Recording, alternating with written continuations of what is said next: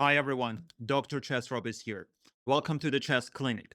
Today's patient is going to be the Sicilian. Remember in the previous videos we talked about the Sicilian from Black's perspective, but now let's try to find an antidote from White's side. So e4, c5. This is the Sicilian. Black wants to take the center in a bit unique way. Knight goes out, pawn g6, bishop to g7.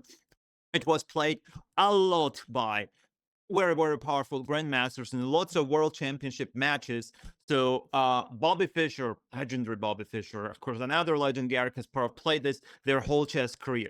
Let's try to figure out what to do as well. The move that I will suggest in the video series will be knight f3, which is the main line, in my opinion, the best move here, and of course the most active. The other options, just in case, are c3, a lap-in, we want to take the center. Cowboy attack, we want to bring the bishop to fianchetto square and attack on the king side. McDonald attack, immediate adrenaline rush to try to take the center, but it's a bit scary. The downside is our king is quite open. And all of this you can see in the chapters about how to counter as black. That's why it can be a bit scary. Smith Mora trying to sacrifice a pawn, but open up the files, the pieces, and get a really good game. Close Sicilian.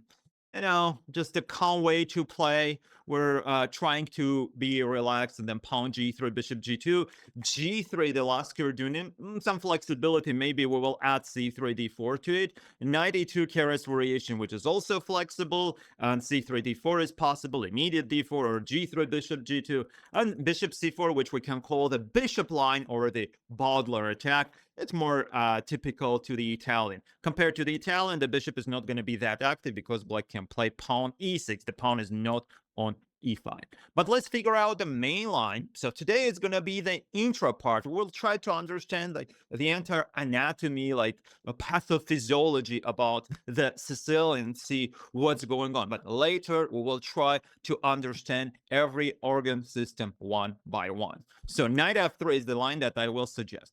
First, the line that is played most frequent, d6, which will usually lead to the Najdorf.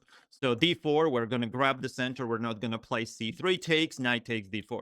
Queen d4 is interesting as well, but we can play knight c6, attack our queen. We can pin it. We will not talk about this now. So knight takes d4. The main move is knight f6. Knight goes to c3 to defend the pawn, and black plays a6. Some other lines are there too. Knight c6. We do like bishop g5 or pawn f3. We'll talk about this in a bit. e6, which is the Scheveningen. We will talk about it too.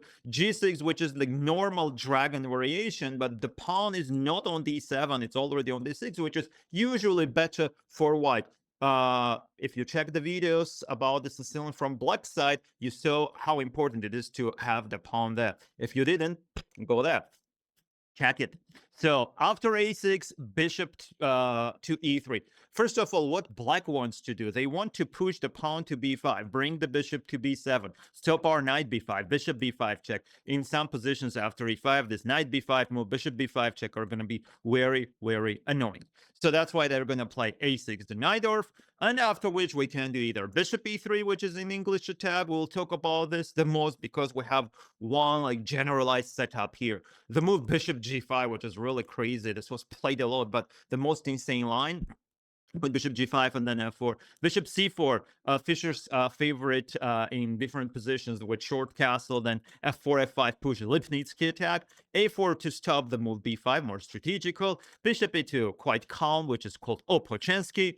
h3, in order to do g4, f4 immediately without much development. It's called Adams attack. Michael Adams played it a lot. So f3 or bishop e3 usually is the same. You'll see it. And the move rook g1. You can say, okay, this move is like a bit freakish. Yeah, it's freakish. That's why it's called a freak attack. And then we will do like g4, g5, f4, and we will not do short castle. We'll do long castle. And usually you will see that in the Sicilian. Whenever you get to the open line, you will do long castle a lot. So instead of d6, black can play some other moves as well. Let's try to understand the g6. This is hyperaccelerated dragon where we can capture with the knight, but also queen takes d4 is possible. Another interesting way for black to play is pawn e6, the Scheveningen, or later on it can go to Taimanov, takes. If they play like knight c6, then it's Taimanov, but it can happen with the knight c6 on the second move. So after knight f6, knight c3, let's say d6, we have the Scheveningen position. Here, g4 is the best move. We will talk about it in the chapters.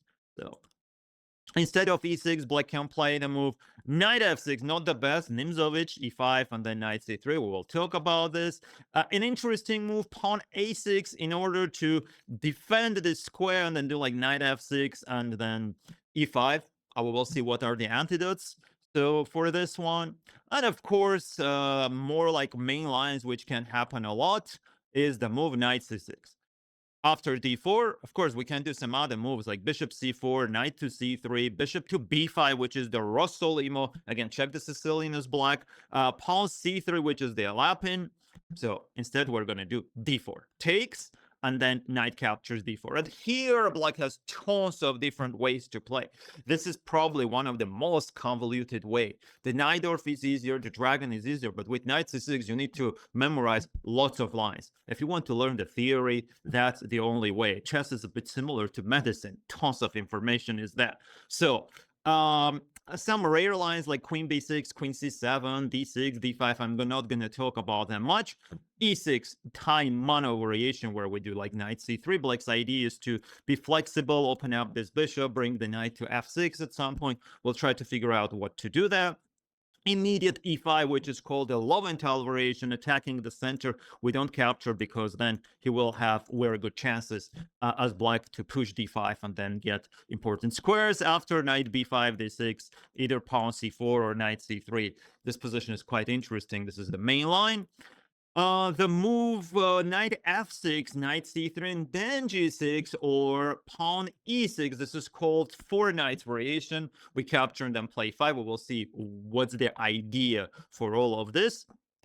So, and there is immediate g6, which is the accelerated dragon, and knight c3, bishop g7, bishop e3. Again, you have this in the previous chapters where I talked about what to do as black in the Sicilian, especially in the dragon, but now we're going to talk about it from white's perspective. You can see tons of lines. After e4, c5, you have Alapin, Kovboy, McDonald, Smith-Mora, close Sicilian, g3, Lasker unit attack, knight e2, which is Keres, bishop c4, knight f3, Najdorf, accelerated dragon, Alapin. All of this, your head hurts, just can hurt. Mine hurts now because I repeated all of the names. It's really hard. It's tough, but you will learn it. I know that you can do it. So don't worry. We will try to understand it step by step. So this was the introductory part of the Sicilian disease, and we're going to try to understand what's going to happen now, chapter by chapter.